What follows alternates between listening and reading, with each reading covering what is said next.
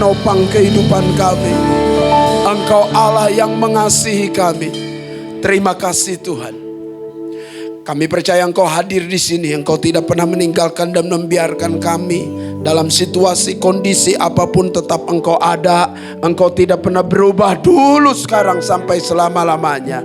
Tuhan, sampaikan isi hatimu, berkati kami sekalian. Kami siap menerima berkat firman-Mu dan kami menyambutnya dengan antusias. Haleluya. Amin. Sekali lagi beri sorak-sorak bagi Allah kita. Haleluya. Haleluya. Silahkan duduk. Kaum wanita yang dikasih oleh Tuhan. Ya, shalom. Sekali lagi shalom. Ya, saya sangat bersuka cita berjumpa dengan kaum wanita di tempat ini. Kita akan berbicara berkenaan dengan strong family. Keluarga yang kuat. Saudara-saudara, itu istri saya, saudara-saudara ya. Jadi namanya Anita Rosrianti Sofia Ratu Edo Militia Kristi. Itu namanya. Ya. Sebetulnya dia adalah ketua Korda WBI DKI Jakarta. Ya. Menangani wanita di DKI, juga bawa seminar-seminar atau khotbah di luar kota atau pelatihan-pelatihan WCB, wanita cakap berdampak. Ya, strong family, keluarga yang kuat. Ya, saudara, begini, menteri berasal dari mana? Dari keluarga, saudara-saudara. Betul nggak? Presiden keluar dari mana itu presiden? Dari keluarga, saudara-saudara. Tokoh-tokoh besar, orang-orang kaya, itu berasal dari mana? Keluarga. Penjahat berasal dari mana? Pencopet, pembunuh, pemerkosa. Jadi ternyata sumber masalah itu di keluarga. Tapi sumber solusi di keluarga. Sumber orang-orang hebat di keluarga. Sumber orang-orang yang najis tralala itu juga dari keluarga. Jadi tergantung. Kalau keluarga yang rapuh melahirkan generasi rapuh. Kalau keluarga kuat menghasilkan generasi yang kuat. Keluarga yang kuat menghasilkan orang-orang hebat. Katakan amin. Gimana caranya supaya kita memiliki keluarga yang kuat? Apa akibatnya juga bagi keluarga yang rapuh, yang tidak kuat? Ya, coba Maleakhi pasal 4 ayat 5 sampai 6. Ya. Jadi 4, 5, 6 gampang ingatnya. Ya. Maleakhi 4 ayat 5 sampai 6. Coba kita baca sama-sama. 1, 2, 3. Sesungguhnya aku akan mengutus Nabi Elia kepadamu menjelang datangnya hari Tuhan yang besar dan dahsyat itu. Maka ia akan membuat hati bapak-bapak berbalik kepada anak-anaknya dan hati anak-anak kepada bapaknya, supaya jangan aku datang memukul bumi sehingga musnah. Saya akan jelaskan ayat ini dulu. Jadi menjelang akhir zaman aku akan mengutus Nabi Elia menjelang datangnya hari Tuhan yang besar dan dahsyat itu. Jadi menjelang hari yang dahsyat, menjelang kiamat kurang lebih gitu. Yang Tuhan rindukan apa? Ayat yang ke-6. Membuat hati bapak-bapak berbalik kepada anaknya. Pemulihan keluarga ini namanya. Hati anak-anak berbalik kepada bapaknya. Ini pemulihan keluarga. Jadi di akhir zaman apa yang dirindukan Allah? Cuman satu. Pemulihan keluarga. Di otaknya Tuhan itu. Di hatinya Tuhan itu. Cuman aku ingin memulihkan keluarga. Kenapa? Karena dari keluarga lahir pendeta-pendeta besar. Dari keluarga lahir tokoh-tokoh penting. Dari keluarga lahir presiden-presiden, gubernur-gubernur. Dari keluarga lahir raja-raja dan orang-orang hebat. Maka kalau keluarga dipulihkan, gereja dipulihkan. Kalau keluarga dipulihkan, bangsa dipulihkan. Kalau keluarga dipulihkan, masyarakat pada benar. Pasti. Pada benar. Coba lihat sekarang. Pada benar gak? Gak pada benar. Iya, anak mau penjarakan orang tuanya. Orang tuanya bunuh anak, saudara-saudara. Anak-anak, saudara-saudara, bisa saling melakukan hal-hal yang jahat. Itu gara-gara apa? Keluarga. Jadi pelajaran pertama dari ayat ini, yang Allah rindukan di akhir zaman, pemulihan keluarga. Itu dulu yang pertama. Yang kedua, yang mau dipulihkan oleh Tuhan siapa? Ternyata bapak-bapak. Bapak-bapak bikin banyak masalah ternyata. Maka ia membuat hati bapak-bapak berbalik kepada anak-anaknya. Dan hati anak-anak berbalik kepada bapaknya. Jadi pelajaran yang kedua, Tuhan rindu memulihkan suami kita ternyata. Sayangnya di gereja, kalau ibadah yang paling banyak perempuan. Harusnya laki-laki itu. Kenapa di Israel? Karena laki-laki itu jadi pemimpin, laki-laki itu yang mengajak seluruh keluarganya ibadah. Jadi imam bagi keluarga. Sayangnya justru laki-laki pada ngaco. Nah ini karena apa ngaconya? Nah itu yang perlu ditanya. Ya, saudara-saudara. Padahal di balik suksesnya pria itu ada wanita. Nih, Pak Apin berdiri di sini. Ini ada gara-gara siapa? Mama saya melahirkan saya loh. Kalau mama saya nggak melahirkan saya, kagak ada si Apin lah. Jadi kalau saya sukses itu karena ibu. Karena ibu loh. Tidak ada pria yang sukses tanpa wanita. Nggak ada. Pria-pria nggak bisa melahirkan kok. Tapi tidak ada pria memang yang sukses tanpa didampingi wanita. Istri yang baik, yang bijaksana, yang menopang, yang menolong. Karena istri sebagai penolong. Perhatikan ayatnya. Membuat hati bapak-bapak berbalik pada anak-anaknya. Berarti menyakiti anaknya kan? Dan hati anak-anak berbalik pada bapaknya. Berarti hubungan yang gak beres kan? Ini peran siapa ini? Di balik semua ini? Wanita nih. Ada peran wanita di sana. Begini. Kita sedang cerita nih. Saya sering kali keliling Indonesia. Pelatihan pendeta, pelatihan yang lain. Misalnya di Bali. Di Bali itu, ya saudara-saudara. Wanita rajin, wanita Bali itu. Sambil nyangkul gendong anak. Bawa beban-beban berat. Suaminya ngapain? Sabung ayam. Ini beneran, sabung ayam. Ngaduin ayam. Yang sakit hati siapa? Anak yang sakit hati loh. Mama gua kerja, papa gua nyabung ayam. Papa apaan tuh katanya, anaknya sakit hati. Mamanya yang dipukul, anaknya yang sakit hati loh. Aneh kan? Tapi itu yang begitu lebih aneh dari binatang bebek. Lehernya panjang, kakinya pendek gitu. Di Medan. Aduh di Medan itu saudara-saudara wanita-wanita orang Batak itu rajin-rajinnya luar biasa.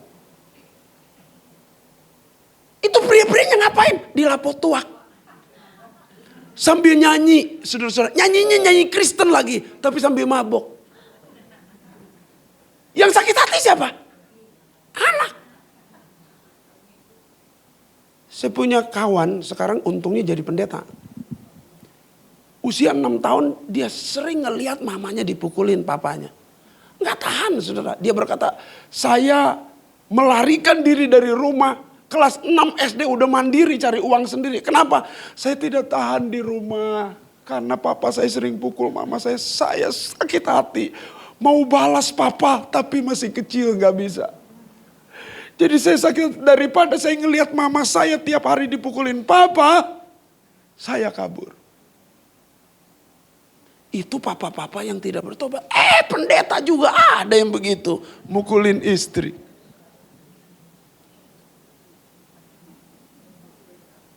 Mengerikan juga ya. Mengerikan juga ya. Jadi peran istri di sini mana? Mendampingi, menolong bapak-bapak. Supaya apa bapak-bapak? Tidak menyakiti anaknya. Mendampingi anak supaya apa? Mengampuni bapaknya. Itu siapa yang bisa? Hanya perempuan yang bisa.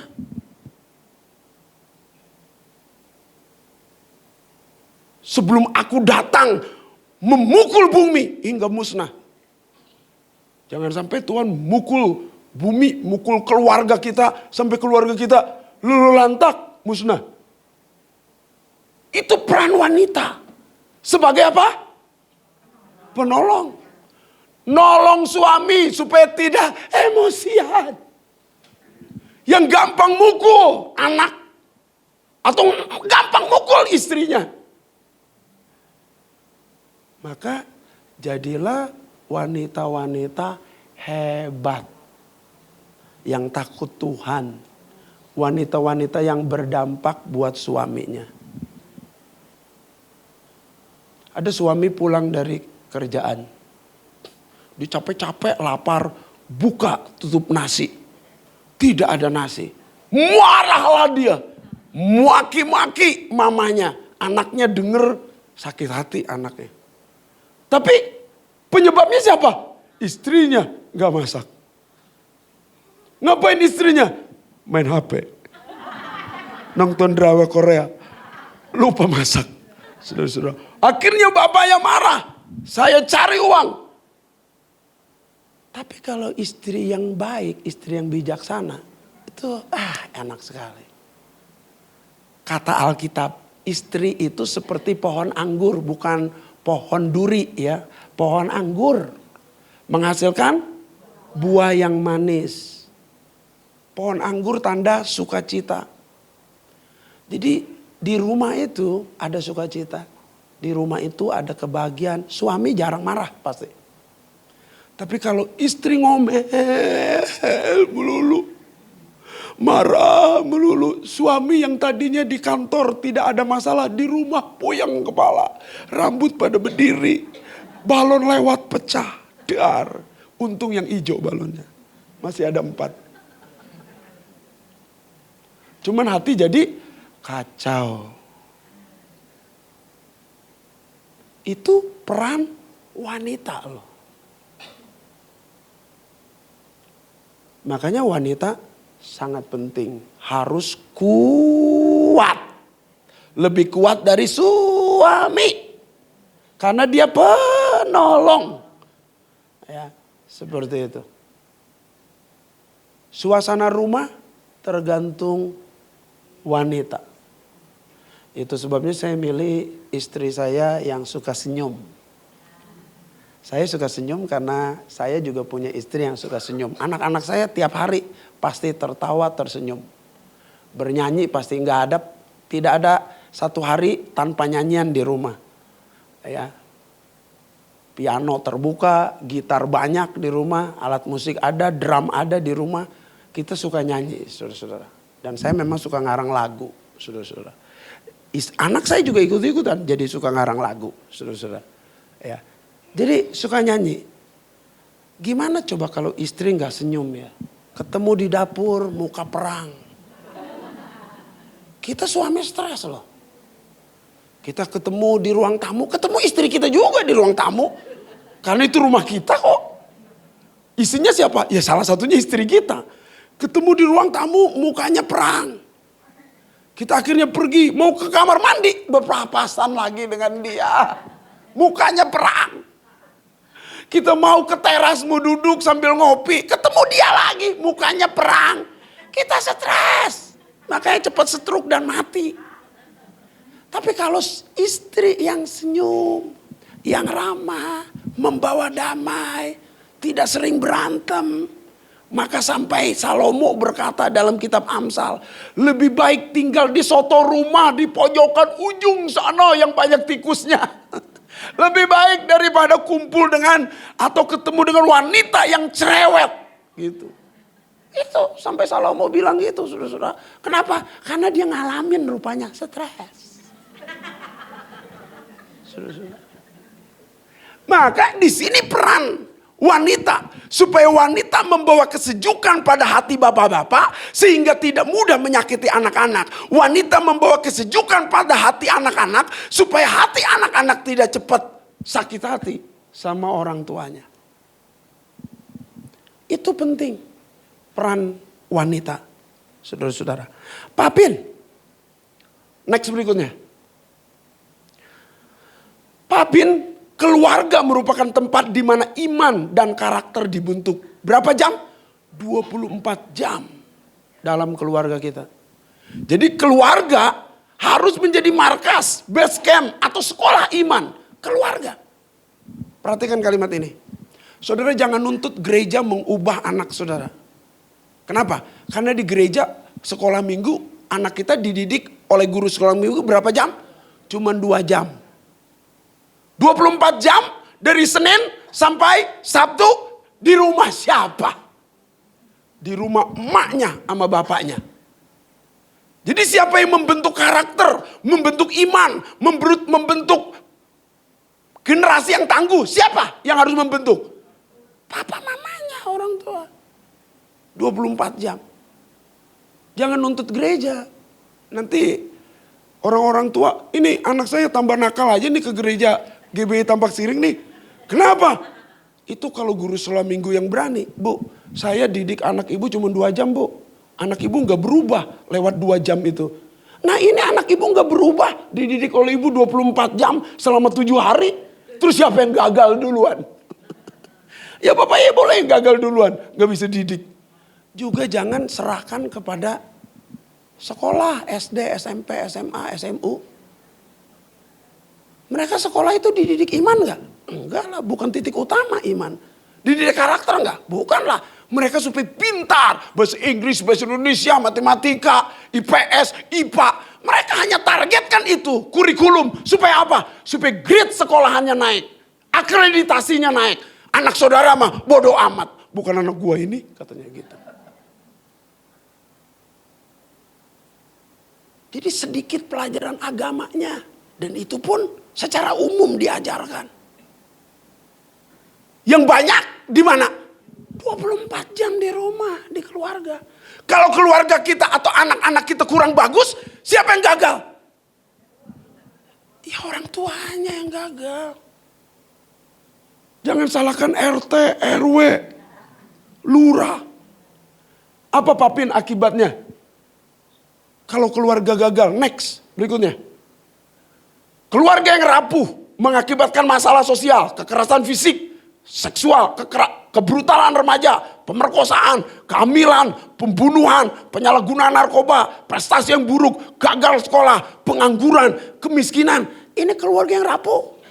Otomatis meruntuhkan. Itu gambarnya.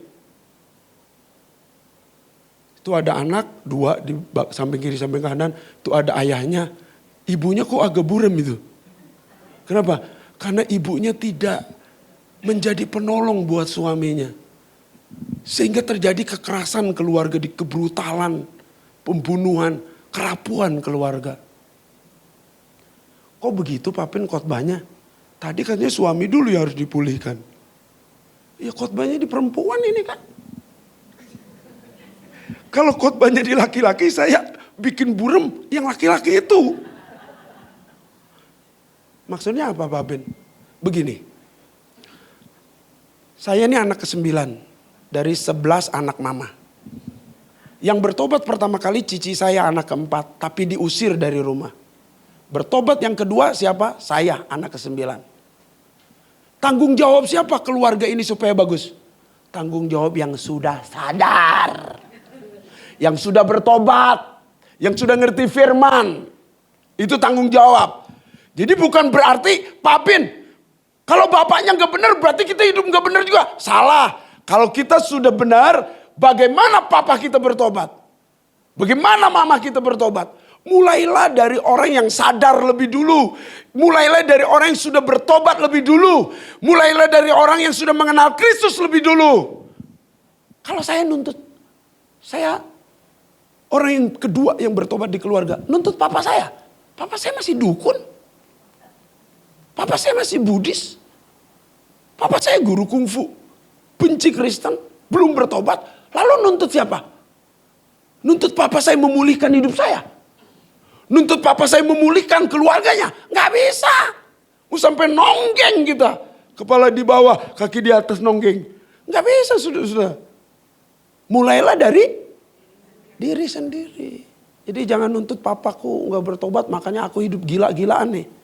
Suamiku brengsek, maka aku hidup gila-gilaan nih. Atau kalau di kaum pria saya khotbahnya, istriku brengsek makanya aku jadi wanita, jadi pria yang nggak ada penolong nih, makanya gue brengsek juga. No, mulailah dari kita yang sudah percaya Kristus, sudah bertobat. Saudara-saudara, jangan hidup buram begitu. Gambar jelas kagak, jelas jadi anak Tuhan, jelas imannya, jelas pribadinya. Maka keluarganya tidak hancur. Ya, next berikutnya. Kehancuran keluarga, saudara-saudara, belakangan ini ya, belum pernah terjadi sebelumnya. Saya nanti kasih data lah. Kondisi ini mengakibatkan terjadinya berbagai masalah, gangguan sosial dan kesehatan. Next berikutnya. Penyebab utama terjadinya masalah sosial adalah apa? Keluarga yang rapuh, lemah, keluarga yang gak kuat. Maka generasinya hancur tadi. Karena generasi dihasilkan dari keluarga. Pendeta pun dihasilkan dari keluarga. Pendeta yang munafik dihasilkan dari mana? Di keluarga juga. Pendeta yang benar dihasilkan di keluarga yang benar juga. Ya. Jadi bagaimana keluarga ini? Apa yang menyebabkan keluarga jadi rapuh? Dan apa yang menyebabkan keluarga jadi kuat? Next. Keluarga yang rapuh dan lemah itu pasti akan jatuh dan gagal. Keluarga yang rapuh dan lemah itu karena tidak berperan sebagaimana mestinya. Keluarga yang rapuh dan lemah itu pasti tidak memiliki komitmen yang kuat. Keluarga yang rapuh dan lemah, kehidupannya tidak berkenan kepada Allah. Ya pasti. Ini lingkaran setan nih. Perhatikan yang pertama dulu. Kalau pria tidak berperan sebagaimana mestinya, keluarga hancur. Maaf kalimat ini saya utarakan. Kalau pria tidak berperan sebagai mestinya, tapi wanita menopang supaya pria berperan sebagaimana mestinya, itu keluarga bisa pulih dan kuat. Ini udah pria tidak berperan, wanita pun tidak berperan. Habis sudah. Habis. Saya memberi contoh yang paling sederhana. Peranan pria dan wanita sekaligus. Anak kita katakanlah namanya Joni. Joni datang kepada papanya. "Pak, boleh gak Joni camping?" Tanya sama mama lo. Nah ini gak punya peran nih.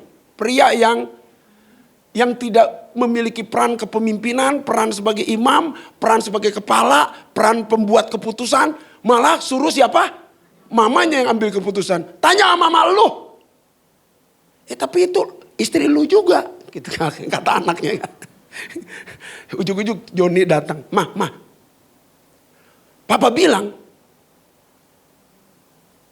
Nanya sama mama. Boleh gak Joni pergi camping? Itu kalau istri yang gak sebagai penolong. Dia ngomong begini. Yes. Berarti di keluarga ini saya yang ambil keputusan.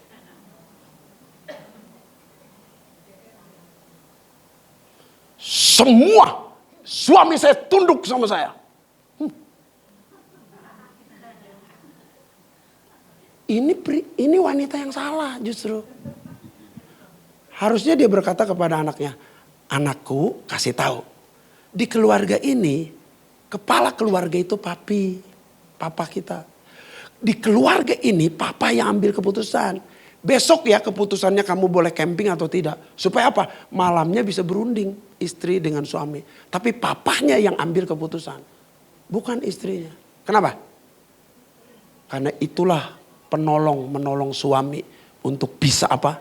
Mengambil keputusan. Yang kedua, keputusan itu mengandung resiko. Jangan bangga saudara ngambil keputusan. Ya. Yang berkata, boleh camping. Dan istrinya yang ambil keputusan. Kalau anaknya kesambar geledek, mati. Maka suaminya punya kesempatan, mama nih yang ambil keputusan. Makanya anak kita mati. Ribut saudara-saudara. Entah digigit ular misalnya, terus mati. Itu ketimpa pohon, mati. Mati itu nggak pakai syarat-syarat tertentu ya. Orang neduh di pohon, terus pohonnya kesambar geledek, mati dia. Padahal cuma neduh doang. Kalau mau mati mah gampang sekali. Nah, pada saat kita mengambil keputusan, dan itu kita yang ambil wanita, kita menanggung akibatnya. Kalau itu keputusan yang salah, habis sudah kita. Dicaci maki suami kita. Masih ambil keputusan. Begitu. Jadi akhirnya wanita-wanita harus sadar bahwa ada resiko di balik keputusan. Itu sebabnya keputusan harus diambil seorang pria. Supaya resikonya ditanggung oleh kepala keluarga pria. Dan kepala keluarga tidak boleh mengambil keputusan sendiri sebetulnya. Berunding dengan istri. Kenapa? Kalau terjadi sesuatu, kan kita juga yang ambil keputusan, bukan papa doang. Ngerti? Jadi kita tidak saling menyalahkan.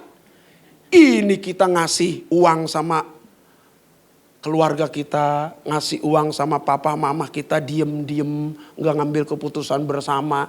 Makanya ribut melulu. Paham? Kenapa? Karena pria tidak berperan sebagaimana mestinya, istri juga gak berperan. Yang lebih lucu lagi, yang nyari duit wanita. Prianya ngapain? Ya, PRT, pria rumah tangga. Dia yang ngucek-ngucek susu, dia yang nenenin. Tapi nenennya bukan nenenin nih. Kasih susu gitu, saudara-saudara. Terus dipanggilnya Pak RT harusnya. Ini dipanggilnya Bu RT, padahal laki-laki. Saudara-saudara. Kenapa? Perannya banyak salah, saudara-saudara. Harusnya pria berperan sebagai pria, wanita berperan sebagai wanita. Memang harus khotbah khusus itu tentang itu. Ya, saudara. Yang berikutnya, tidak memiliki komitmen yang kuat. Seringkali pria-pria tidak punya komitmen yang kuat. Kenapa? Karena tidak didukung, didorong, ditopang, ditolong oleh istri supaya kuat. Saya dalam mengambil keputusan waktu pacaran dulu, seringkali saya tidak kuat. Tapi istri saya wanita yang baik. Ya, misalnya begini ya. Kini mau pacaran nih, kita mau pergi kemana? Saya suka nanya sama calon istri saya itu Anita. Net, kita mau pergi kemana? Pacaran ini maksudnya. Yang memimpin, kita nanti berkeluarga yang memimpin itu kamu. Kamu yang harus putuskan kita mau pergi kemana. Ke Taman Mini, mau ke Ancol, atau mau di rumah aja kedip. Kamu. Oh gitu ya. Dia sudah dari sejak awal, pria harus berani mengambil keputusan. Ya kalau menurut saya ini, kita mau ke sini. Kamu sukanya yang mana? Itu baru benar, berunding gitu. Jangan putuskan sendiri juga. Ya, saya ngajarin anak-anak. Anak saya 2 itu laki-laki, saudara-saudara. Saya ngajar dari sejak kecil. Kalau saya mau pergi, beli makanan. Koko mau bakso, mau pecel lele, atau mau bakmi. Terserah papi. Untuk perut kamu, jangan papi yang memutuskan. Belajar jadi pria yang perkasa. Putuskan sendiri. Mau bakso, mau bakmi, atau pecel lele. Bakso. Waktu baksonya keasinan, itu kan keputusan dia. Jangan nyalain papi. Kamu sendiri yang pilih. Baksonya keasinan. Kan kamu yang pilih. Jadi kamu yang harus bertanggung jawab atas pilihan kamu. Jangan salahkan papi lah. Itu juga yang buat tukang bakso. Bukan papi. Tapi kalau kita yang milih bakso terus keasinan. Tuh kan papi sih yang milihin bakso. Coba kalau bakmi lebih enak mungkin. Dia bisa nyalahkan kita. Dari kecil kita harus putuskan. Tidak ada anak saya yang saya paksa untuk pendidikan. Mau pilih mana? Koko mau jadi pendeta. Koko mau sekolah teologi. Bagus. Anak saya yang kedua, Koko mau jadi bisnismen. It's okay. No problem. Papi dukung. Itu keputusan kamu. Dan setiap keputusan mengandung resiko masing-masing. Jadi hamba Tuhan setengah mati loh. Ya, tapi tidak mati, cuman setengah mati. Enaknya lebih banyak sih jadi hamba Tuhan. Daripada matinya. Cuma harus komitmen. Harus komitmen. Lihat sekarang ini komitmen pernikahan gampang sekali. Sedikit-sedikit bercerai, dikit-dikit bercerai. Kenapa? Komitmennya nggak kuat. Nah, tidak berperan, tidak komitmen, tidak berkenan di hati Tuhan lagi. Prianya tidak berkenan di hati Tuhan. Wanitanya tidak berkenan kepada Tuhan. Celaka sudah. Saya menemukan ya, keluarga-keluarga dipulihkan, prianya tidak berkenan kepada Tuhan, malah jahat. Tapi wanitanya berkenan kepada Tuhan, hidupnya hebat jadinya. Dipulihkan. Saya pernah nggak ya cerita satu tokoh besar itu? Ya. Jadi begini, ada seorang wanita terpelajar, pinter, cerdas. Tapi tidak bisa memilih pria yang baik. Dia memilih jatuh cinta sama pria yang kelas 4 SD. Sarjana milih pria 14 SD. Gak masuk akal. Terus kerjanya karena kelas 4 SD. Kerja kasar. Bukan kuli. Tapi dia suka betulin ledeng. Ledeng. Urusan perairan. Ledeng. Saudara-saudara. Suaminya tidak bertobat lagi. Tapi wanita ini takut Tuhan lagi. Ini akibat kalau salah milih ini akhirnya sering dipukulin istrinya. Ditonjok juga. Satu saat istrinya berkata begini, Pak, Mama sudah melayani Papa, sudah menyediakan, sudah masak hari Minggu ini. Mama mau ke gereja. Suaminya tidak suka sekali dengar gereja. Dan memang dia tidak takut Tuhan. Kamu lewati pintu itu, tidak boleh masuk lagi ke sini. Kamu tidur di luar. Tapi dia berkata, aku lebih takut sama Tuhan daripada suamiku. Karena aku sudah melakukan kewajiban sebagai istri.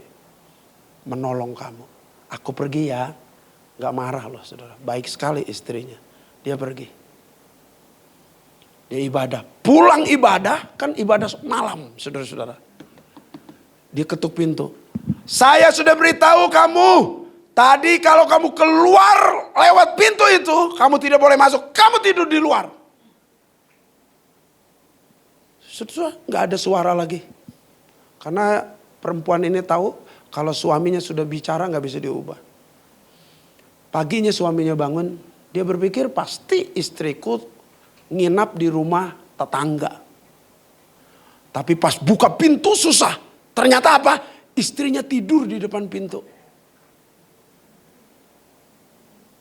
Setengah beku. Kenapa? Karena peristiwa ini di Inggris. Jadi setengah beku. Tapi didorong aja sadis banget. Didorong aja istrinya tergeser. Istrinya bangun setengah beku menggigil. Suaminya gak ada belas kasihan. Dilangkahin aja itu istrinya. Dan dia mau pergi kerja. Tapi istrinya yang sedang betul-betul kedinginan itu. Dia peluk kaki suaminya. Dia berkata, suamiku, tidak pernah suamiku pergi kerja tanpa sarapan. Biarkan aku menyediakan sarapan dulu buat kamu. Baru kamu pergi ya kerja. Suaminya langsung giniin kakinya. Dia berkata, aku selalu jahat kepadamu. Tetapi kenapa engkau tetap baik dan tidak membenci aku? Itu perkataan suaminya. Istrinya berkata, karena yang dipenuhi hatiku oleh kasih Kristus. Tidak ada kebencian sedikit pun.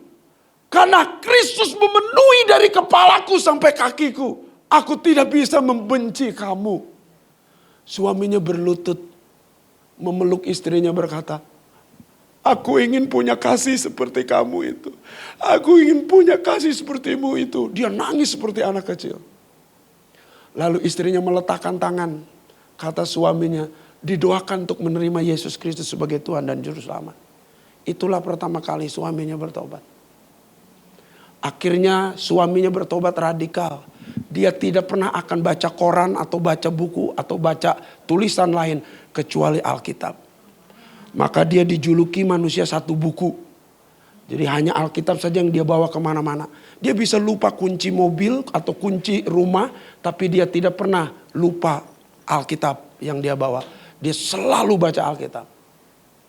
Suatu ketika sedang menghadiri KKR suami istri ini. Tapi pengkhotbahnya tidak hadir. Entah tidak disebutkan kenapa. Dia tidak minta izin siapa-siapa. Tukang ledeng ini maju ke depan. Dia khotbah.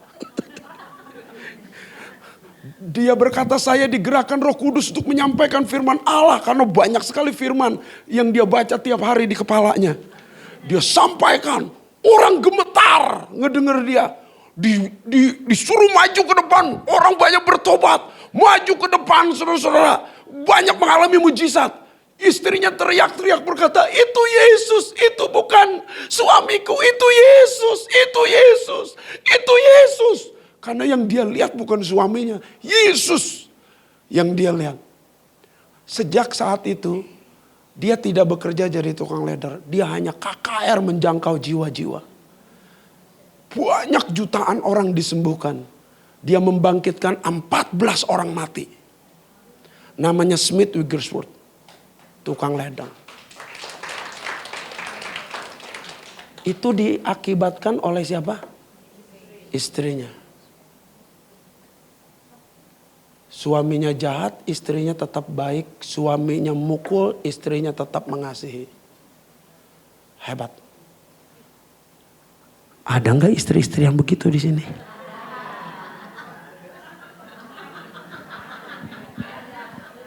Dia ngomel, saya naik 1 oktav Pak Ben. Dia marah 2 oktav, saya naik 4 oktav.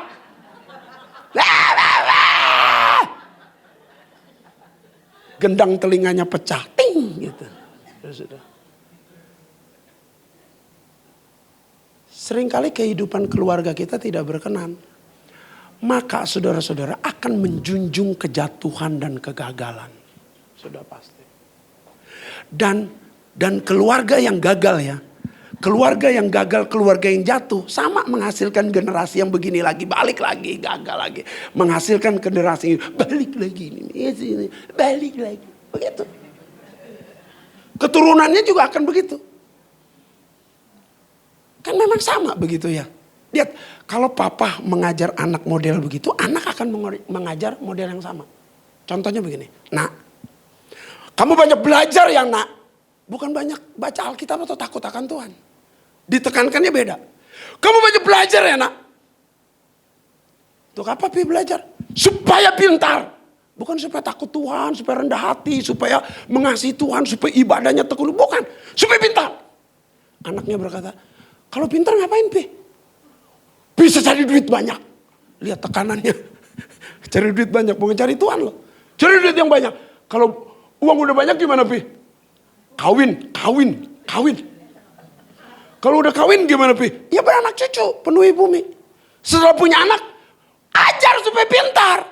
Udah pintar ngapain? Cari duit. Jadi balik lagi saudara-saudara. Udah banyak duit, kawin. Papa udah tua dong, udah punya cucu. Iya papa udah tua. Papa kemana nanti? Mati nak, mati. Ke surga ke neraka. Papa juga gak tahu lah alamat papa, lupa. Stres, itu berulang-ulang terus gitu. Lingkaran setan betul-betul. Setannya setan belang lagi. Next berikutnya. Terima kasih ini yang ngebantuin ini. Saudara-saudara. Ini gak bisa khotbah kalau gak dibantuin. Data ini survei di Amerika Serikat oleh Badan Pelayanan. Ini berbagai sumber. Ya. Sumbernya dari pendeta-pendeta. Ya, dari keluarga, ministry-ministry. Nah ini diteliti. Ini dari survei ini, saudara-saudara, ada 10 hasil survei. Tapi saya mau menjelaskan 2 saja. Yang pertama 72%. Perhatikan, lihat 72%. Banyak orang-orang Kristen tidak mendalami firman Allah secara rutin.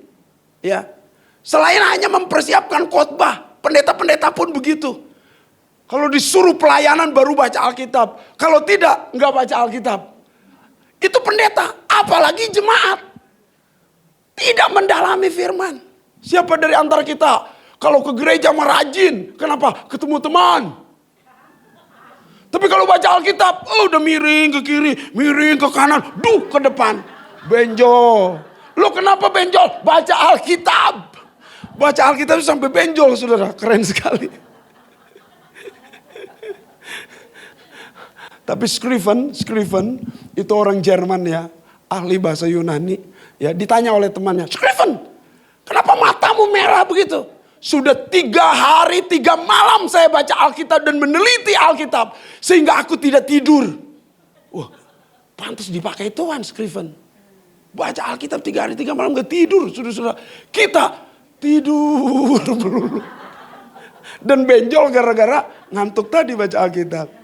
Aduh, minta ampun deh. Perhatikan yang 81%. 81% keluarga-keluarga Kristen itu tidak memperdalam hubungan dengan Kristus. Jarang berdoa, tidak intim, tidak sediakan waktu. Makanya Amerika rontok kan. Sekarang lihat Amerika rontok, ekonomi rontok, kehidupannya rontok. Banyak pengangguran luar biasa. Saudara, kalau lihat Amerika jangan lihat yang bagus aja. Klik ya. Daerah kumuh Amerika, semua banyak itu. Orang yang kena narkoba, itu luntang lantung, gak ada kerjaan, banyak sekali. Saudara sekarang. Kenapa itu akibatnya? Keluarga-keluarga tidak memperdalam hubungannya dengan Kristus. Jarang berdoa mereka. Jarang baca Alkitab. Next berikutnya. Penelitian di Amerika juga, tapi dalam bentuk yang berbeda. Ya, survei di Amerika. Saudara-saudara, saya mau memperlihatkan 2 saja. Yang pertama 95% tuh, sengaja dibikin gede. Ya, 95% keluarga-keluarga di Amerika tidak berdoa secara rutin dengan pasangannya. Dengan pasangan orang lain malah sering berdoa. Dengan pasangannya kagak. Maksud saya tahu nggak? Maksud saya apa? Kita kalau doa kan rame-rame ya. Kita doa biston. Kita doa pengerja. Kita doa dengan istri, dengan suami. Kagak. Itu yang saya maksud. 95% loh. Terus bisa beres. Kagak beres lah. Ini jangan kesinggung ya. Emang begitu. Jadi mulai hari ini setelah dengar Pak Apin khotbah. Berdoa yuk. Hah? Papi rasa ngimpi, mami ajak berdoa. Biasanya ngajak ke mall. Tapi sekarang kita mau bangun yuk, Pi. Kita mau berdoa sama-sama, bergandeng tangan. Istri memberkati suami, suami memberkati istri, memberkati anak. Hampir tiap hari itu yang saya lakukan. Memberkati anak, memberkati istri. Setiap hari. Pagi juga malam. Itu pasti. Sampai saya punya kawan melakukan misi bersama dengan saya, tidur dengan saya. Malam hari saya berdoa buat istri dan anak-anak saya video call. Pagi hari berdoa buat anak-anak saya video call bersama dengan istri saya. Teman saya berkata, Papi lakukan tiap hari. Karena dia beberapa malam tidur dengan saya. Beberapa hari tidur dengan saya. Dia melakukan tiap hari begitu. Iyalah tiap hari. Waduh, kok bisa ya? Ya bisa lah orang. Sebelum menikah aja saya lakukan kok dengan mama saya cuman. Dengan papa saya berdoa. Setelah papa saya bertobat, mama saya bertobat. Tiap hari. Dengan istri, tiap hari. Dengan suami, dengan anak-anak. Tiap hari. Wah, saya juga maulah. Sejak itu dia, saudara-saudara, berdoa buat anaknya, buat istrinya. Tiap hari. Saya harap sih yang begini ketularan dengan saudara juga. Dengan ibu-ibu juga. Ayo doakan. Suamimu butuh didoakan. Bukan diomelin. Didoakan mengubah suamimu. Diomelin semakin sakit hati dia. Jadi beda sekali. Beda sekali. Ya. Yang kedua yang saya mau terangkan adalah yang 70. Di Amerika, survei di Amerika, 70% orang Amerika tidak punya teman dekat. Jadi nggak ada bisa curhat. Nggak bisa konsultasi, konseling. Nggak punya teman. 70% loh, banyak banget loh. 50% aja banyak. Tapi ini 70%. Indonesia bagaimana? Indonesia juga bergeser ke situ. Lihat anak-anak kita pulang sekolah. Masuk langsung lantai 2 atau masuk rumahnya. Setelah masuk kamarnya ngapain? Main game, main HP. 6 jam di situ. Temennya siapa? HP. Kalau ada kesusahan, kalau ada masalah, dia lampiaskan dengan main game lagi, HP. Dan ini yang berlaku di kota-kota besar, di negara-negara besar juga. Maka tidak heran ya, 16 artis Korea bunuh diri tahun 2019. 16 artis Korea bunuh diri tahun 2019. Tahun 2023, 19 artis Korea bunuh diri, naik, meningkat. Itu yang artis. Yang enggak, lebih banyak lagi. Lebih banyak lagi. Ngeri sekali saudara-saudara. Saudara tahu kan orang Korea? Cakep-cakep. Ganteng-ganteng, itu bunuh diri. Bagaimana dengan yang jelek coba? Artis Korea itu kaya-kaya. Dan terkenal, populer. Kita ini ya RT kita aja gak tahu nama kita siapa. Untung gak bunuh diri. Kenapa gak bunuh diri? Karena kita punya banyak keluarga, teman dekat, cerita, curhat. Kalau ada kesusahan, ngomong. Belum ada masa, belum diselesaikan. Tapi kan udah ngomong dulu, selesai. Kok bisa ya Pak? Itulah anehnya. Ada teman curhat. Begini, nih maksud selesainya begini nih. Kami berdoa, kelompok ya. Lah orang menyebutnya komsel, cool begitu ya. Kami berdoa. Terus ada jiwa baru ya. Dengan 3 anaknya, dengan suaminya. Dikasihkan kesempatan untuk cerita gitu ya, berbagi ya. Saya susah, anak saya 3 ini baru pindah dari provinsi lain. Kami belum sempat daftarkan, belum sekolah anak kami. Kami juga belum dapat kerjaan, kami dari daerah ke Jakarta. Dia udah cerita aja tuh, ada komsel cerita gitu ya. Yang gak bisa tidur siapa? Salah satunya saya, gak bisa tidur. Ini anak 3 gak sekolah, gimana nasibnya? Papa mamanya gak kerja, dapat duit dari mana? Mungkin dia mah waktu cerita tuh gak mikir. Kita yang susah tidur. Saya ditelepon oleh pengusaha yang hadir juga saat itu dalam doa itu. Papin bisa tidur gak? Gak bisa. Saya gak tidur Papin sampai pagi mikirin gimana itu anak. Akhirnya itu kumpulin duit sama-sama sekolah dia. Sampai sekarang lulus ya, berpendidikan tinggi sekarang. Ya saudara-saudara, gara-gara apa? Curhat aja, ngomong, ada komunitas, ada teman. Ada teman.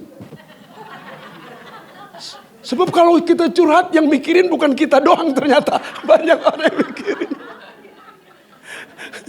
Itu yang saya sebut bahwa kalau ngomong tuh ya bisa menyelesaikan masalah. Nah di Amerika aja saudara-saudara tidak punya teman dekat 70% manusia. Saudara punya teman dekat gak ini? Supaya bisa cerita. Jangan tanggung sendiri masalah. Yesus aja kalau lagi sedih ngapain? Ngajak siapa? Ngajak Petrus, Petrus, Yakobus dengan Yohanes. Supaya apa? Bisa curhat. Hatiku sangat sedih. Kata Tuhan Yesus. Tapi Petrus gerok aja. Tidur ternyata. Yesus mencerita sendiri. Dia mah tidur. Pernah gak saudara kalau cerita sama teman-teman saudara. Saudara mah serius gitu. Teman-teman saudara mikirin yang lain. Ya, bahkan tidur. Jangan kecewa ya kalau punya teman begitu. Yesus pernah soalnya punya teman begitu. Tapi ini kalau saudara dibahas satu-satu, saudara sangat sedih sekali ini. Sangat sedih sekali. Lihat di Amerika tuh ya, 7.000 gereja tutup per tahunnya. Di Amerika. Kalau kita mah ngebangun gereja capek-capek. Kalau di Amerika mah 7.000 gereja tutup per tahun. Gimana gak sengsara ya loh. Di Amerika itu susah loh jadi pendeta. Pendeta mundur berapa? Pendeta yang diberhentikan dari gereja per bulan loh 1.300. Bahkan yang mundur ada lagi datanya. Kenapa ya?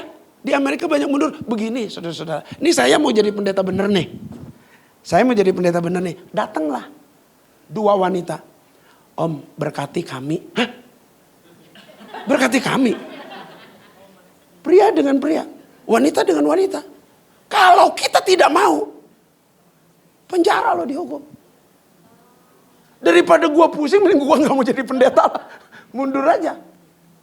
Ngeri loh. Nanti ini, di Indonesia juga bisa begitu. Kalau LGBT diberi kebebasan. Kagak ada yang mau jadi pendeta lah. Tersiksa.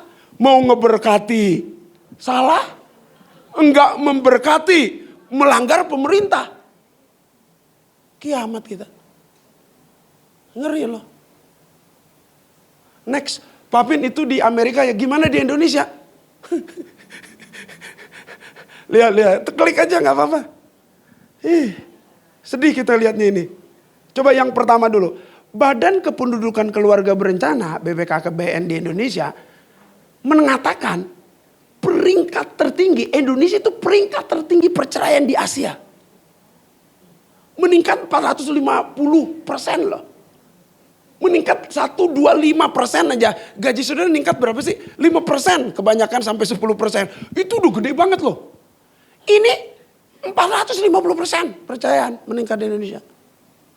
Dan dia nomor 1 di Asia. Bukan Asia Tenggara ya. Asia Tenggara hanya belasan negara. Tapi kalau benua Asia, waduh, banyak sekali.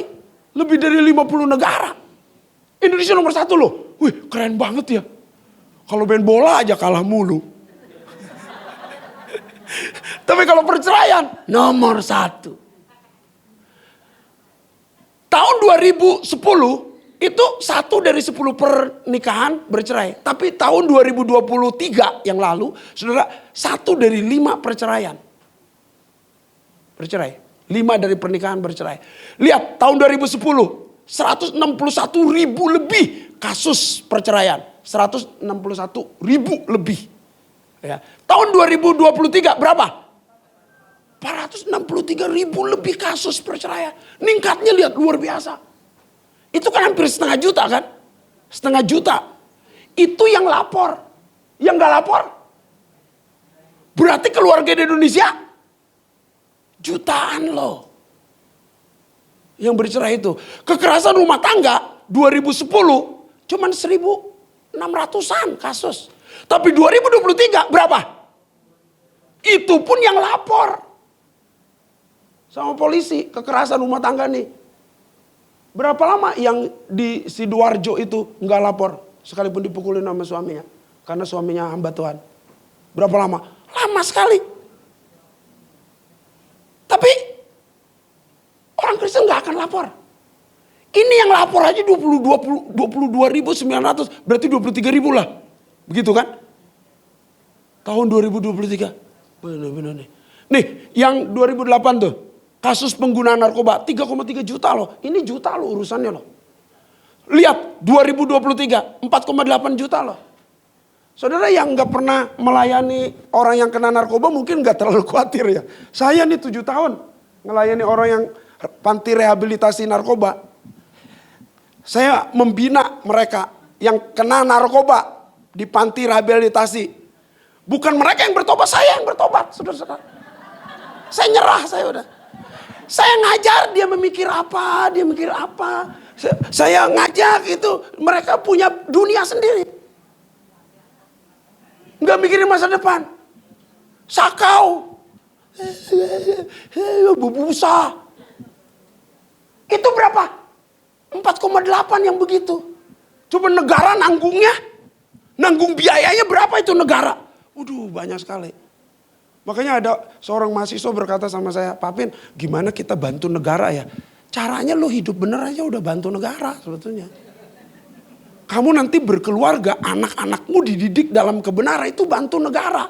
Mengurangi 2 orang kena narkoba. Kalau kamu didik anakmu bener. Tapi kalau kamu hidup gak bener, rapuh keluarga kamu, anak kamu jadi penjahat, kamu nyumbang negara 2 penjahat. Ngeri banget loh saudara. Jadi gak main-main ini keluarga. Tuh perhatikan yang kalimat terakhir tuh. 17,5 juta keluarga-keluarga di Indonesia memiliki kehidupan yang tidak bermutu, tidak berkarakter. Artinya tidak bermutu apa? Tidak bahagia, tidak sukacita berkeluarga, tidak damai, enggak ada. Itu perang melulu, gencatan senjata melulu, seperti Israel dengan jalur gajah itu, Gaza itu. Berantem melulu, peluru kendali, tembak lagi gitu. Itu 17,5 juta itu. Maksud saya begini ya, 17,5 juta keluarga begitu melahirkan berapa banyak generasi loh. Ini tanggung jawab siapa sih? Gak usah dipikirin. Nanti botak saudara. Paling tidak mikirin keluarga saudara aja lah, udah cukup lah. Hidup benar gitu. Saudara-saudara, mulai hari ini wanita-wanita banyak baca Alkitab, banyak berdoa. Jadi kalau ada butuh suami punya masalah, saudara berhikmat gitu untuk menolong suami punya jalan keluar. Gitu. Paham? Next berikutnya. Ini data yang saya screenshot sendiri nih. Coba perhatikan. Menurut laporan BPS, Badan Pusat Statistik, sepanjang tahun 2022 nih ya datanya. Ada 500 juta kasus perceraian di Indonesia yang telah diputuskan oleh pengadilan. Nah ini yang bikin saya sedih nih kalimat ini. Adapun angka itu yang 500 juta di atas hanya mencakup perceraian pasangan yang beragama. Yang agama Kristen banyak yang bercerai? Banyak. Lapor kagak? Kagak. Bercerai aja udah. Yang Buddhis lapor gak? Oh apalagi agama Buddhis. Gak pernah akan lapor dia. Punya istri 8, punya istri 2. Ya. Oh, banyak saudara begini. Ngeri sekali loh. Ini 500 juta lebih. Ini yang lapor loh. Yang gak lapor? Nah yang lebih sedih lagi bawahnya tuh. Saudara coba baca keras-keras. 75% kasus perceraian di Indonesia diajukan oleh hidup istri-istri. Hidup. Ngeri banget kan? Masalahnya begini, kalau saya khotbah di kaum pria, masalahnya begini. Karena banyak pria-pria yang gak bertanggung jawab, maka istri pengen bercerai. Kalau suaminya memang bermutu, suaminya memang bagus, dia pertahankan. Tapi kalau suaminya memang gak bermutu, dia tendang. Begitu kan? Maka jadilah pria yang bermutu sebetulnya. Tapi kalau pria gak bermutu, Papin udah terlanjur gak bermutu. Sudah terlanjur saya milih pria yang gak bermutu, Papin. Naikkan mutunya, bukan bercerai, tapi naikkan mutunya. Doakan suamimu supaya lebih takut Tuhan. Doakan suamimu supaya lebih banyak baca Alkitab. Sehingga banyak hikmat dari Tuhan. Katakan amin. Coba survei selanjutnya. Next saja gak apa-apa. Ini kejar setoran soalnya kita. Keluarga yang hancur menyebabkan masa depan secara pribadi hancur. Gereja pun hancur, masyarakat pun hancur, bangsa hancur loh. Kalau keluarganya rapuh. 70% penghuni panti rehabilitasi itu, baik narkoba maupun yang lain, itu dari keluarga yang hancur, sumbangan dari keluarga yang hancur. 85% remaja di penjara itu karena keluarga yang hancur. 70% remaja-remaja tinggal kelas dikeluarkan dari sekolah. Itu dari keluarga yang hancur. 65% ini diteliti nih. Remaja bunuh diri karena keluarganya yang gak harmonis. 90% remaja lari dari rumah. Ini bukan olahraga nih, lari dari rumah. Minggat artinya. Kenapa? Ngelihat papa mama ribut melulu. 80% ini betul-betul diteliti. Pemerkosa itu berasal dari keluarga yang hancur. 85% ini LGBT, penyimpangan tingkah laku seks, penyimpangan tingkah laku kehidupan. Itu 85% dari keluarga yang hancur. Why? Kenapa? Next berikutnya. Kenapa? Apa penyebabnya? Mengapa keluarga begitu rapuh? Mengapa keluarga tidak kuat? Kenapa? Coba baca. Karena 1, 2, 3. Keluarga-keluarga tidak mendidik generasi untuk takut akan Tuhan. Gimana caranya mendidik generasi supaya takut Tuhan? Ada 3 caranya, cepat saja. 1, next berikutnya. Keluarga yang kuat itu keluarga yang mengutamakan Tuhan. Pokoknya inti pertama dari khotbah saya ini, setelah dengar ini, saudara langsung ambil keputusan. Pokoknya suamiku harus takut Tuhan, suamiku harus mengutamakan Tuhan, anak-anakku harus mengutamakan Tuhan. Itu keluarga yang kuat dalam iman dan karakter jika mengutamakan Tuhan lebih dari apapun. Cari dulu kerajaan Allah, semuanya akan ditambahkan. Itu. Jadi saudara harus itu. Ya. Jangan ajarkan anak untuk mengejar sesuatu yang salah. Utamakan Tuhan. Yang kedua, ciri keluarga kuat yang kedua. Keluarga yang kuat adalah keluarga yang membangun disiplin. Tuhan mendelegasikan otoritasnya kepada orang tua untuk mendisiplin apa? Disiplin rohaninya, disiplin kehidupannya. Ada 2 disiplin. Disiplin rohani, disiplin kehidupan. Disiplin rohani itu apa? Berhubungan dengan rohani saudara.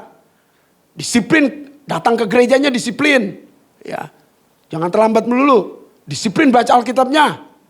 Disiplin berdoanya. Terus. Jangan sampai nggak disiplin. Mulai dari siapa itu? Orang tuanya dulu. Saudara kalau nyuruh anak baca Alkitab, saudara diem-diem ambil Alkitab baca dulu. Sudah 10 menit saudara baca atau 15 menit saudara baca, baru saudara ngomong, Josia baca Alkitab ya. Dia lihat mamanya, papanya, oh sedang baca Alkitab. Dia juga ambil. Jangan, ambil Alkitab baca ya. Kita sendiri sedang nonton drama Korea. Oh itu kurang ajar banget kita. Artinya kita tidak betul-betul mendisiplin yang salah. Ya, jangan nyuruh belajar juga kalau saudara juga nggak belajar. Saudara ambil buku dulu, saudara baca buku, belajar ya. Mama aja yang udah tua ini baca kok ini. Itu. Baca. Mama memang sering baca pikiran orang, tapi ini baca buku nih. Next berikutnya. Ya. Ciri keluarga yang kuat yang ketiga, itu jadi teladan. Saya hanya soal teladan ini memberikan yang nomor 1 nih yang saya jelaskan yang paling utama ya. Setiap anggota keluarga harus menjadikan Bapa atau Allah, Bapa Sorgawi sebagai teladan utama. Jadi bukan menunjuk kepada saudara dulu ya, kepada papa mama. Tapi saudara semua ajak keluargamu meneladani Kristus. Kenapa? Kristus itu gak pernah punya kesalahan, gak pernah punya cacat. Kristus itu gak pernah berbuat jahat, gak pernah berdosa. Gak pernah ada kelemahan. Kalau saudara ngajarin anak untuk meneladani saudara, saudara banyak salahnya. Kita ikuti teladan papa, papa suka berdoa. Padahal anak bilang, pret, suka berdoa dari Hong Kong. Ikuti seperti papa, papa sudah suka baca Alkitab. Itu cucunya aja yang bilang, Artinya gak bener nih kakek ngomongnya. Ya. Jadi semua diarahkan meneladani Kristus. Bukan berarti saudara tidak jadi teladan. Bukan. Saudara tetap jadi teladan. Tapi anak-anak supaya tidak kecewa nanti, dia harus meneladani Kristus. Tapi setiap hari anak-anak kita itu pasti melihat ayahnya, melihat ibunya. Kenapa pakai kata ayah di sana? Melihat ayahnya. Kenapa? Karena saya mempersiapkan khotbah termasuk buat pria dan buat wanita. Ya. Ya. Setiap hari anak-anak belajar dari ibunya. Karena ini khotbahnya di perempuan. Bagaimana hubungannya dengan Tuhan. Jadi anak-anak kita lihat itu. Mama berdoa gak hari ini? Memang dia nggak nanya begitu. Mama berdoa nggak hari ini? Enggak. Dia absen di dalam hatinya. Mama gue berdoa kagak? Kagak. 1 hari kagak. Mama gue berdoa nggak? Kagak. 2 hari. Mama gue berdoa nggak? 3 hari nggak berdoa. Mama gue berdoa nggak? 4 hari berdoa. Jadi waktu kita nyuruh anak kita berdoa nak, gue udah absen di dalam hatinya. Emak gue nggak berdoa. Nyuruh gue berdoa. Wah. Gitu. Berontak anak kita. Terus terang aja. Nah baca Alkitab. Dia absen. Emak gue baca Alkitab kagak. Emak gue baca Alkitab kagak. Kalau enggak nyuruh. Paling dia bilang. Iya mah. Begitu. Ngelakuin enggak. Atau waktu dilihat aja dia buka. Mamanya pergi, main HP lagi dia. Ditipu-tipu. Kenapa? Karena mamanya juga nipu-nipu dia. Emang begitu saudara, kehidupan itu nyata. Ya. Jadi bagaimana hubungan saudara dengan Tuhan? Yang ketiga, setiap hari anak-anak itu melihat relasi kita dengan pasangan gimana. Suami istri itu lambang relasi yang baik. Dia lihat di keluarga. Dia tidak bisa membangun relasi dengan orang lain sebelum dia melihat relasi dalam keluarga. Kalau papa mamanya tidak pernah pukul, papa mamanya memperlakukan mamanya baik, itu warisan yang paling istimewa. Ya. Si Cole dia pernah berkata, ahli kepriaan dia berkata, warisan yang paling istimewa buat generasi adalah bagaimana seorang pria memperlakukan istrinya dengan baik. Warisan yang paling mulia dan paling terbaik adalah bagaimana wanita memperlakukan suaminya secara baik. Dipertontonkan kepada anaknya. Nah pada saat kita memiliki relasi yang baik, jarang sekali kita berantem atau saling mengampuni. Kalaupun berantem tuh anaknya tuh lihat. Gitu. Dan dia tahu semua orang boleh punya kesalahan. Tapi kita harus mengampuni. Begitu. Nah dia lihat itu. Ini keluarga yang kuat. Satu tadi apa? Mengutamakan Tuhan, mengandalkan Tuhan. Yang kedua, ayo bangun disiplin saudara. Yang ketiga, ayo menjadi teladan. Kisahnya banyak sekali tadi, buruk. Lalu saudara berkata, Papin khotbah dari tadi 1 jam lebih nih Papin khotbah. Nggak ada yang ingat saya. Yang penting bertobat. Kalau memang perlu ingat, saudara minta bahannya. Saudara-saudara. Di Ibu Evelyn atau di bagian belakang. Supaya saudara tahu. Yuk kita tundukkan kepala, kita berdoa. Biarkan Tuhan menyentuh hati kita. Bapa, sentuh hatiku. Ubah hidupku menjadi yang baru. Supaya kami tidak sia-sia ibadah ini. Beberapa jam di hadirat-Mu kami tidak menjadi sia-sia. Karena Tuhan menyentuh kami. Engkau membaharui kami dalam nama Yesus. Bapa, sentuh hatiku, ubah hidupku menjadi yang baru, bagai emas yang murni. Kau membentuk bejana hatiku. Bapa, ajarku mengerti sebuah kasih yang selalu memberi, bagai air mengalir yang tiada pernah berhenti. Yang mau disentuh Tuhan, yang mau keluarganya dipulihkan Tuhan, bangkit berdiri bersama-sama. Haleluya.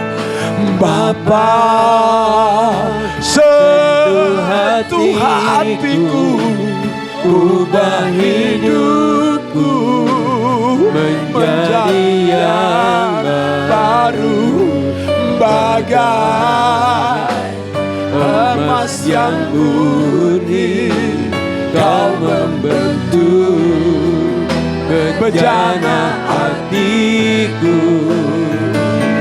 Bapa, ajarku mengerti sebuah kasih yang selalu memberi, bagai air mengalir yang tiada pernah berhenti. Bagai air mengalir, bagai air mengalir yang tiada pernah berhenti. Sekali lagi, bagai air mengalir yang tiada pernah berhenti. Kami sorak-sorak bagi Allah kita. Kinaralabata karalaba syakaralabalaba. Berenemeto kuliaralama syakaralama. Pulihkan keluarga kami Tuhan. Pulihkan keluarga kami Tuhan. Jamah suami kami Tuhan. Jamah anak-anak kami Tuhan. Pulihkan dalam nama Yesus.